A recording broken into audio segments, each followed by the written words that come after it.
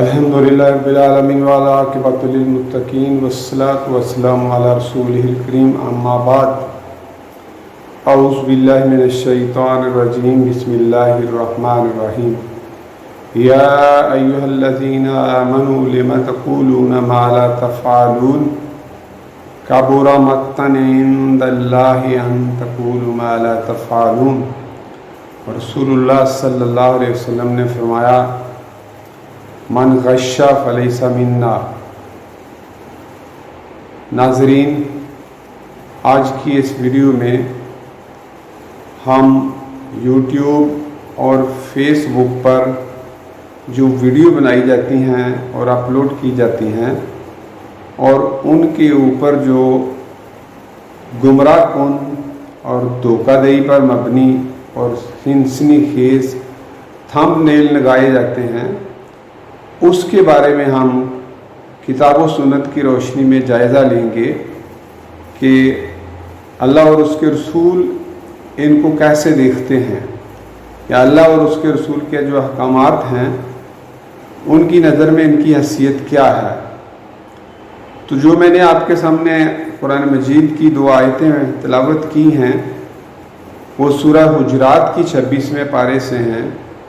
جس میں اللہ رب العزت فرماتا ہے کہ اے ایمان والو، تم وہ کچھ کیوں کہتے ہو جو تم کرتے نہیں؟ تو تمہارا ایسا کرنا، یعنی کہ وہ کہنا جو تم کرتے نہیں، وہ اللہ کے نزدیک سخت غصہ دلانے والا ہے۔ تو اسی طرح رسول اللہ صلی اللہ علیہ وسلم نے جو فرمایا ہے وہ یہ ہے کہ من غش فلیس منا، جس نے دھوکہ دہی کی اس کا ہم سے کوئی تعلق نہیں ہے۔ تو اس لیے یوٹیوب پہ جو لوگ ویڈیوز پیش کرتے ہیں، عمومی طور پر ان کا نقطہ نظر جو ہے وہ یوٹیوب سے کمائی کرنا ہے، اور اس کے لیے ان کو زیادہ سے زیادہ ویوز چاہیے، اور زیادہ سے زیادہ ویوز لینے کے لیے، حاصل کرنے کے لیے وہ اپنی ویڈیو کا ٹائٹل یا تھمب نیل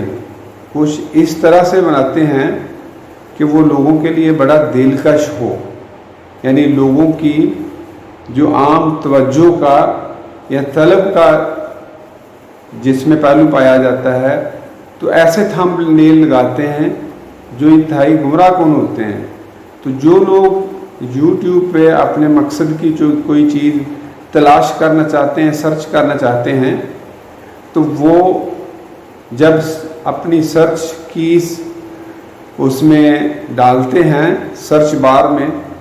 تو پھر یوٹیوب جو ہے وہ تھمب نیل کے مطابق جو ہے وہ ویڈیوز ان کے سامنے لاتا ہے۔ تو اس لیے لوگ جو ہیں ان کو کلک کرتے ہیں تو وہ ویو میں شمار ہو جاتا ہے۔ تو بلکہ بعض جو ہے یوٹیوبرز جو ہیں وہ تو ایسی ویڈیوز بناتے ہیں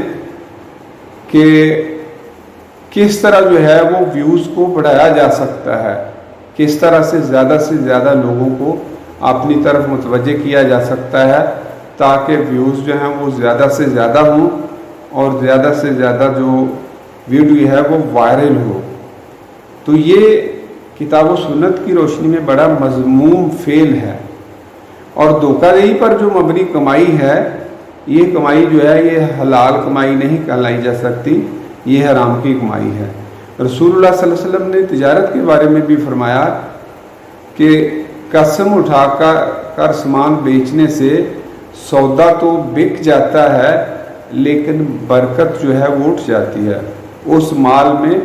برکت نہیں رہتی۔ تو اس لیے ایک مسلمان کی یہ شان نہیں ہے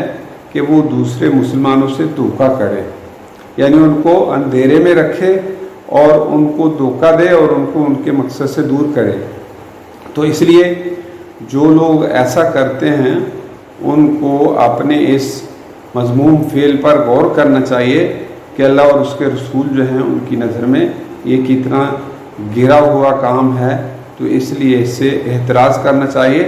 اللہ تعالیٰ سے دعا ہے کہ وہ ہمیں کتاب و سنت کو سمجھنے کی اور اس پر عمل کرنے کی توفیق عطا فرمائے۔ ما علینا الا البلاغ المبین۔